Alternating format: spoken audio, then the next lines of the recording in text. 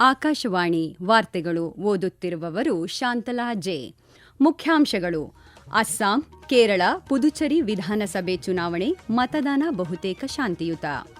ಉಪಚುನಾವಣೆ ದಾವಣಗೆರೆ ದಕ್ಷಿಣ (68.10), ಬಾಗಲಕೋಟೆ (68.45% ಮತದಾನ.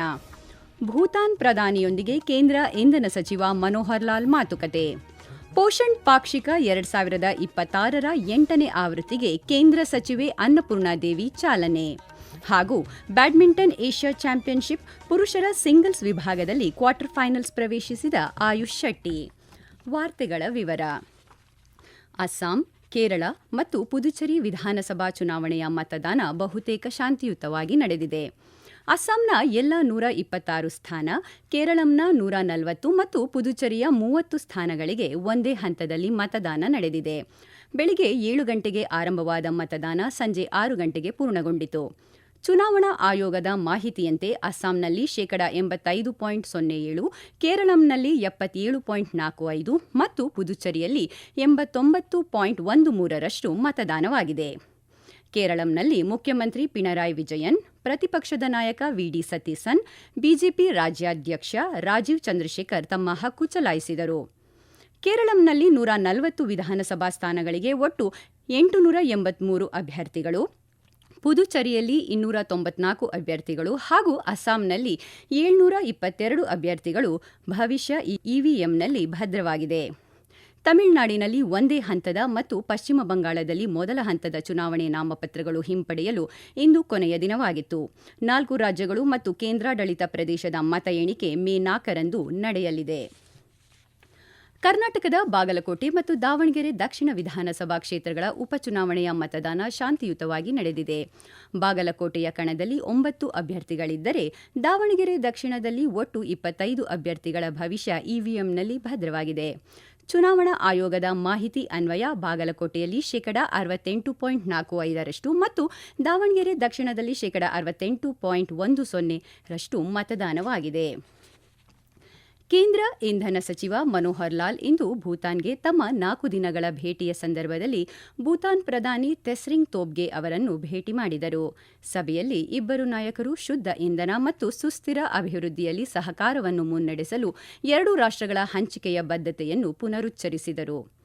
ಮತ್ತೊಂದು ಸಭೆಯಲ್ಲಿ ಸಚಿವ ಮನೋಹರ್ ಲಾಲ್ ಅವರು ಭೂತಾನ್ನ ಇಂಧನ ಮತ್ತು ನೈಸರ್ಗಿಕ ಸಂಪನ್ಮೂಲ ಸಚಿವ ಲಿಯಾನೋ ಜಿಮ್ ತೆರ್ಸಿಂಗ್ ಅವರನ್ನು ಭೇಟಿಯಾದರು. ಈ ಸಂದರ್ಭದಲ್ಲಿ ಪುನ್ಸ್ತಾಂಗು 2 ಜಲವಿದ್ಯುತ್ ಯೋಜನೆಯ ಒಪ್ಪಂದಕ್ಕೆ ಸಹಿ ಹಾಕಿದರು. ಕೇಂದ್ರ ಮಹಿಳಾ ಮತ್ತು ಮಕ್ಕಳ ಅಭಿವೃದ್ಧಿ ಸಚಿವೆ ಅನ್ನಪೂರ್ಣಾದೇವಿ ನವದೆಹಲಿಯಲ್ಲಿಂದು ಪೋಷಣ್ ಪಾಕ್ಷಿಕ 2026ರ 8ನೇ ಆವೃತ್ತಿಗೆ ಚಾಲನೆ ನೀಡಿದರು. ಜೀವನದ ಮೊದಲ 6 ವರ್ಷಗಳಲ್ಲಿ ಮೆದುಳಿನ ಬೆಳವಣಿಗೆಯನ್ನು ಗರಿಷ್ಠಗೊಳಿಸುವುದು ಎಂಬ ಪೋಷಣ್ ಪಾಕ್ಷಿಕ ಕಾರ್ಯಕ್ರಮದ ವಿಷಯವಾಗಿದೆ. ಸಭೆಯನ್ನುದ್ದೇಶಿಸಿ ಮಾತನಾಡಿದ ಸಚಿವರು, ಈ ಪಾಕ್ಷಿಕವು ಪೌಷ್ಟಿಕಾಂಶವನ್ನು ಜನರ ಚಳುವಳಿಯನ್ನಾಗಿ ಪರಿವರ್ತಿಸುವ ಪ್ರಯತ್ನವಾಗಿದೆ. ಅಂಗನವಾಡಿ ಮತ್ತು ಆಶಾ ಕಾರ್ಯಕರ್ತರು ಈ ಆಂದೋಲನದ ಬೆನ್ನೆಲುಬಾಗಿದ್ದು, ಇವರು ಅವಿಶ್ರಾಂತವಾಗಿ ಕೆಲಸ ಮಾಡುತ್ತಿದ್ದಾರೆ ಎಂದು ಹೇಳಿದರು. ರಕ್ಷಣಾ ಪಡೆಗಳ 3 ವಿಭಾಗಗಳಾದ ಸೇನಾ, ವಾಯು ಮತ್ತು ನೌಕಾಪಡೆ ಸಮನ್ವಯದೊಂದಿಗೆ ಯುದ್ಧ ಮಾಡಬಲ್ಲ ಸಂಯುಕ್ತ ಶಕ್ತಿಯಾಗಿ ರೂಪುಗೊಳ್ಳಲು ಥಿಯೇಟರ್ ಕಮಾಂಡ್ ಪರಿಕಲ್ಪನೆ ಮಾಡಲಾಗಿದೆ. ಇದಕ್ಕೆ ಒಂದು ರೂಪ ನೀಡಲಾಗುತ್ತಿದ್ದು, ಶೀಘ್ರವೇ ಅಸ್ತಿತ್ವಕ್ಕೆ ಬರಲಿದೆ ಎಂದು ಭಾರತೀಯ ಸೇನಾ ಮುಖ್ಯಸ್ಥ ಜನರಲ್ ಉಪೇಂದ್ರ ದ್ವಿವೇದಿ ತಿಳಿಸಿದ್ದಾರೆ.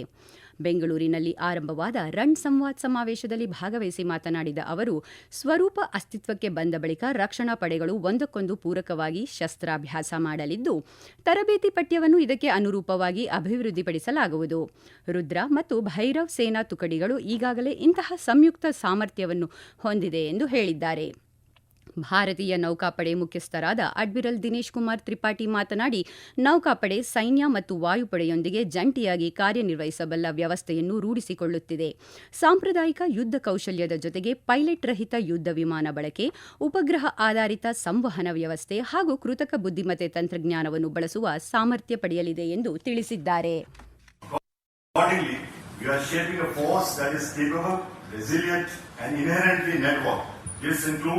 An optimum mix of low cost and high end solutions for the entire range of missions for the future. Our ability to operate in distributed yet connected manner with seamless linkages between sensors and shooters across all domains. Integration of long-range precision strike capabilities along with kinetic and non-kinetic defense capabilities. ಈ ವಾರ್ತೆಗಳನ್ನು ಆಕಾಶವಾಣಿಯಿಂದ ಕೇಳುತ್ತಿದ್ದೀರಿ. ನಮ್ಮ ಎಲ್ಲಾ ರಾಷ್ಟ್ರೀಯ ವಾರ್ತೆಗಳು ಹಾಗೂ ಪ್ರದೇಶ ಸಮಾಚಾರ ಈಗ ಆಕಾಶವಾಣಿ ನ್ಯೂಸ್ ಕನ್ನಡ ಯೂಟ್ಯೂಬ್ ಚಾನೆಲ್ನಲ್ಲಿ ಲಭ್ಯ. ನಮ್ಮ ಎಕ್ಸ್ ಖಾತೆ ಮತ್ತು ಇನ್ಸ್ಟಾಗ್ರಾಂ ಖಾತೆ ಆಕಾಶವಾಣಿ ನ್ಯೂಸ್ ಕನ್ನಡ. ಹೆಚ್ಚಿನ ಮಾಹಿತಿಗಾಗಿ ನಮ್ಮ ಫೇಸ್ಬುಕ್ ಖಾತೆ ಆಕಾಶವಾಣಿ ವಾರ್ತೆ ಕನ್ನಡವನ್ನು ಅನುಸರಿಸಿ. ಮಾಹಿತಿಯ ಹೂರಣ ವಾರದ ಕಾರ್ಯಕ್ರಮ ಪ್ರಚಲಿತ ವಿದ್ಯಮಾನ ಪ್ರತಿ ಬುಧವಾರ 9:15. ಮಹಿಳಾ ಮೀಸಲಾತಿ ಮಸೂದೆ ಕುರಿತು ಮಾತನಾಡಿದ ನಾರಿ ಶಕ್ತಿ ಪ್ರಶಸ್ತಿ ಪುರಸ್ಕೃತ ವಿಮಲಾ ಇದು ಅತ್ಯಂತ ಮಹತ್ವವಾದ ಉಪಕ್ರಮ ಎಂದು ಶ್ಲಾಘಿಸಿದ್ದಾರೆ. ಪ್ರಧಾನಿ ನರೇಂದ್ರ ಮೋದಿ ಅವರು ಅಧಿಕಾರ ವಹಿಸಿಕೊಂಡಾಗಿನಿಂದ ಮಹಿಳೆಯರ ಘನತೆ ಮತ್ತು ಗೌರವವನ್ನು ಕೇಂದ್ರೀಕರಿಸಿ ಸ್ಥಿರ ಪ್ರಯತ್ನಗಳನ್ನು ಮಾಡಿದ್ದಾರೆ. ಈ ಉಪಕ್ರಮವು ರಾಜಕೀಯ ಸಬಲೀಕರಣದ ಹಂತವನ್ನು ತಲುಪಿದೆ. ಮನೆಯಿಂದ ಸಂಸತ್ತಿಗೆ ಮಹಿಳೆಯರ ಭಾಗವಹಿಸುವಿಕೆಯನ್ನು ಖಚಿತಪಡಿಸಿಕೊಳ್ಳುವತ್ತ ಹೆಜ್ಜೆಯಾಗಿದೆ ಎಂದು ಅವರು ಅಭಿಪ್ರಾಯಪಟ್ಟಿದ್ದಾರೆ. ಈ ಉಪಕ್ರಮವು ಖಚಿತವಾಗಿಯೂ ಮಹಿಳೆಯರಿಗೆ ಒಂದು ಅವಕಾಶವೆಂದು ಸಾಬೀತುಪಡಿಸುತ್ತದೆ ಎಂದು ಪದ್ಮ ಪ್ರಶಸ್ತಿ ಪುರಸ್ಕೃತೆ ಲಿಬಿಯಾ ಲೋಬೋ ಸರ್ದಾಸಾಯಿ ಹೇಳಿದ್ದಾರೆ. ಸುದ್ದಿಗಾರರೊಂದಿಗೆ ಮಾತನಾಡಿದ ಅವರು ಮುಂಬರುವ ಪೀಳಿಗೆಗಳು ಇದರ ಪ್ರಯೋಜನ ಪಡೆಯುತ್ತವೆ ಎಂದು ಆಶಿಸಿದ್ದಾರೆ. ಎಲ್ಪಿಜಿ ಹೊತ್ತ ಭಾರತೀಯ ಧ್ವಜವನ್ನು ಹೊಂದಿರುವ ಗ್ರೀನ್ ಆಶಾ ಹಡಗು ಇಂದು ಮುಂಜಾನೆ ಸುರಕ್ಷಿತವಾಗಿ ನವಿ ಮುಂಬೈನ ಬಂದರು ತಲುಪಿದೆ ಎಂದು ಬಂದರುಗಳು ಹಡಗು ಜಲಮಾರ್ಗಗಳ ಹೆಚ್ಚುವರಿ ಕಾರ್ಯದರ್ಶಿ ಮುಖೇಶ್ ಮಂಗಲ್ ತಿಳಿಸಿದ್ದಾರೆ. ನವದೆಹಲಿಯಲ್ಲಿಂದು ಪತ್ರಿಕಾಗೋಷ್ಠಿ ಉದ್ದೇಶಿಸಿ ಮಾತನಾಡಿದ ಅವರು ಹಡಗು ಏಪ್ರಿಲ್ 5ರಂದು ಹಾರ್ಮುಜ್ ಜಲಸಂಧಿಯನ್ನು ದಾಟಿತು ಎಂದರು. ಏಷ್ಯಾದಲ್ಲಿ ಉಂಟಾಗಿರುವ ಬಿಕ್ಕಟ್ಟಿನಿಂದಾಗಿ ವಿದೇಶಾಂಗ ಸಚಿವಾಲಯ ಮತ್ತು ಭಾರತೀಯ ಮಿಷನ್ ಸಮನ್ವಯದೊಂದಿಗೆ ಸಚಿವಾಲಯ ಗಲ್ಫ್ ಪ್ರದೇಶದ ಪರಿಸ್ಥಿತಿಯನ್ನು ಸಕ್ರಿಯವಾಗಿ ಮೇಲ್ವಿಚಾರಣೆ ಮಾಡುತ್ತಿದೆ ಎಂದು ಹೇಳಿದರು. ದೇಶದಲ್ಲಿ ಎಲ್ಲಾ ಮನೆಗಳಿಗೆ 100% ಎಲ್ಪಿಜಿ ಪೂರೈಕೆಯನ್ನು ಸರ್ಕಾರ ಖಚಿತಪಡಿಸುತ್ತಿದೆ ಎಂದು ಪೆಟ್ರೋಲಿಯಂ ಮತ್ತು ನೈಸರ್ಗಿಕ ಅನಿಲ ಸಚಿವಾಲಯದ ಜಂಟಿ ಕಾರ್ಯದರ್ಶಿ ಸುಜಾತಾ ಶರ್ಮಾ ಹೇಳಿದ್ದಾರೆ. ನವದೆಹಲಿಯಲ್ಲಿ ಇಂದು ಸುದ್ದಿಗಾರರೊಂದಿಗೆ ಮಾತನಾಡಿದ ಅವರು ನಿನ್ನೆ 51 ಲಕ್ಷಕ್ಕೂ ಹೆಚ್ಚು ಮನೆಗಳಿಗೆ ಎಲ್ಪಿಜಿ ಸಿಲಿಂಡರ್ಗಳನ್ನು ವಿತರಿಸಲಾಗಿದೆ. ಒಟಿಪಿ ಆಧಾರಿತ ಎಲ್ಪಿಜಿ ವಿತರಣೆ 92% ತಲುಪಿದೆ ಮತ್ತು ಆನ್ಲೈನ್ ಬುಕಿಂಗ್ 98% ತಲುಪಿದೆ ಎಂದು ಅವರು ಮಾಹಿತಿ ನೀಡಿದರು. ದೇಶದಲ್ಲಿ ಅಗತ್ಯ ಔಷಧ ಸಾಮಗ್ರಿಗಳ ನಿರಂತರ ಪೂರೈಕೆಯನ್ನು ಖಚಿತಪಡಿಸಿಕೊಳ್ಳಲು ಸಂಬಂಧಿತ ಇಲಾಖೆಗಳು ನಿಕಟ ಸಮನ್ವಯದೊಂದಿಗೆ ಕಾರ್ಯನಿರ್ವಹಿಸುತ್ತಿವೆ ಎಂದು ಔಷಧ ಇಲಾಖೆಯ ಜಂಟಿ ಕಾರ್ಯದರ್ಶಿ ಸತ್ಯಪ್ರಕಾಶ್ ಟಿಎಲ್ ತಿಳಿಸಿದ್ದಾರೆ. ಈ ಕುರಿತು ನವದೆಹಲಿಯಲ್ಲಿ ಪತ್ರಿಕಾಗೋಷ್ಠಿಯನ್ನುದ್ದೇಶಿಸಿ ಮಾತನಾಡಿದ ಅವರು ಪಶ್ಚಿಮ ಏಷ್ಯಾ ಬಿಕ್ಕಟ್ಟಿನಿಂದಾಗಿ ಔಷಧ ಸಾಮಗ್ರಿಗಳ ಜಾಗತಿಕ ಪೂರೈಕೆ ಸರಪಳಿಗಳ ಅಸ್ತವ್ಯಸ್ತಗೊಂಡಿದೆ. ಆದರೂ ಔಷಧಗಳ ಬೆಲೆಯಲ್ಲಿ ಯಾವುದೇ ಪ್ರಮುಖ ಏರಿಕೆ ಕಂಡುಬಂದಿಲ್ಲ ಎಂದು ಹೇಳಿದರು. ಬ್ಯಾಡ್ಮಿಂಟನ್ ಏಷ್ಯಾ ಚಾಂಪಿಯನ್ಶಿಪ್ ಪುರುಷರ ಸಿಂಗಲ್ಸ್ ವಿಭಾಗದಲ್ಲಿ ಭಾರತದ ಆಯುಷ್ ಶೆಟ್ಟಿ ಕ್ವಾರ್ಟರ್ ಫೈನಲ್ಸ್ ಪ್ರವೇಶಿಸಿದ್ದಾರೆ. ಅವರು ಚೀನಾದ ಚಿ ಯುನ್ ಯುನ್ ಅವರನ್ನು 21-16, 21-12 ನೇರ ಸೆಟ್ಗಳಿಂದ ಪರಾಭವಗೊಳಿಸಿ ಕ್ವಾರ್ಟರ್ ಫೈನಲ್ಗೆ ಮುನ್ನಡೆದರು. ಇನ್ನೊಂದೆಡೆ ಎಚ್ಎಸ್ ಪ್ರಣಯ್ ಚೀನಾದ ವೆಂಗ್ ಹಾಂಗ್ ಯಾಂಗ್ ವಿರುದ್ಧ 12-21, 19-21 ಅಂತರದಲ್ಲಿ ಸೋತು ನಂತರ ಪಂದ್ಯಾವಳಿಯಿಂದ ನಿರ್ಗಮಿಸಿದರು. ಕೋಲ್ಕತ್ತಾದ ಈಡನ್ ಗಾರ್ಡನ್ಸ್ನಲ್ಲಿ ಇಂದು ನಡೆಯುತ್ತಿರುವ Indian Premier League IPL T20 cricket ಪಂದ್ಯದಲ್ಲಿ ಕೋಲ್ಕತಾ ನೈಟ್ ರೈಡರ್ಸ್ ಮತ್ತು ಲಕ್ನೌ ಸೂಪರ್ ಜೈಂಟ್ಸ್ ತಂಡಗಳು ಮುಖಾಮುಖಿಯಾಗಿವೆ. ಟಾಸ್ ಗೆದ್ದ ಲಕ್ನೌ ಸೂಪರ್ ಜೈಂಟ್ಸ್ ತಂಡ ಫೀಲ್ಡಿಂಗ್ ಆಯ್ಕೆ ಮಾಡಿಕೊಂಡಿದೆ. ಮಂಗೋಲಿಯಾದಲ್ಲಿ ಇಂದು ನಡೆದ ಏಷ್ಯನ್ ಬಾಕ್ಸಿಂಗ್ ಚಾಂಪಿಯನ್ಶಿಪ್ನ ಸ್ಪರ್ಧೆಗಳಲ್ಲಿ ಭಾರತೀಯ ಮಹಿಳಾ ಬಾಕ್ಸರ್ಗಳು ಪ್ರಾಬಲ್ಯ ಸಾಧಿಸಿದ್ದಾರೆ. ಪದಕ ಪಟ್ಟಿಯಲ್ಲಿ ಭಾರತ 4 ಚಿನ್ನ, 2 ಬೆಳ್ಳಿ, 4 ಕಂಚಿನ ಪದಕ ಸೇರಿದಂತೆ ಒಟ್ಟು 10 ಪದಕಗಳೊಂದಿಗೆ ಪ್ರಥಮ ಸ್ಥಾನದಲ್ಲಿದೆ. ಕೊನೆಯಲ್ಲಿ ಮತ್ತೊಮ್ಮೆ ಮುಖ್ಯಾಂಶಗಳು. ಅಸ್ಸಾಂ, ಕೇರಳ, ಪುದುಚೇರಿ ವಿಧಾನಸಭೆ ಚುನಾವಣೆ ಮತದಾನ ಬಹುತೇಕ ಶಾಂತಿಯುತ.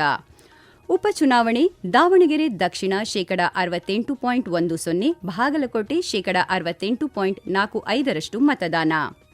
ಭೂತಾನ್ ಪ್ರಧಾನಿಯೊಂದಿಗೆ ಕೇಂದ್ರ ಇಂಧನ ಸಚಿವ ಮನೋಹರ್ ಲಾಲ್ ಮಾತುಕತೆ.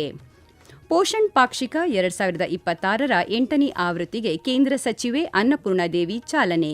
ಹಾಗೂ ಬ್ಯಾಡ್ಮಿಂಟನ್ ಏಷ್ಯಾ ಚಾಂಪಿಯನ್ಶಿಪ್ ಪುರುಷರ ಸಿಂಗಲ್ಸ್ ವಿಭಾಗದಲ್ಲಿ ಕ್ವಾರ್ಟರ್ ಫೈನಲ್ಸ್ ಪ್ರವೇಶಿಸಿದ ಆಯುಷ್ ಶೆಟ್ಟಿ. ಇಲ್ಲಿಗೆ ವಾರ್ತಾ ಪ್ರಸಾರ ಮುಕ್ತಾಯವಾಯಿತು. ನಮ್ಮ ಮುಂದಿನ ವಾರ್ತಾ ಪ್ರಸಾರ ನಾಳೆ ಬೆಳಗ್ಗೆ 7:05.